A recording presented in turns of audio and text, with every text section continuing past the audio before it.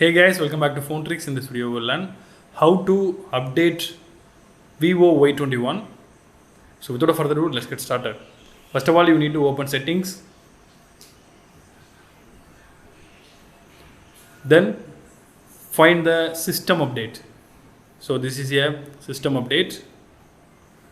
You need to click that. Now the phone is checked for update.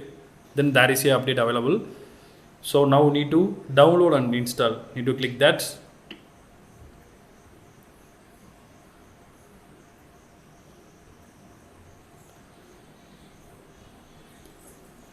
Now the firmware is downloading.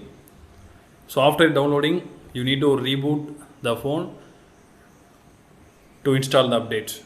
So that's all guys. I hope this video is very useful to you. If you like this video, hit thumbs up and do subscribe our channel for more updates. Thank you.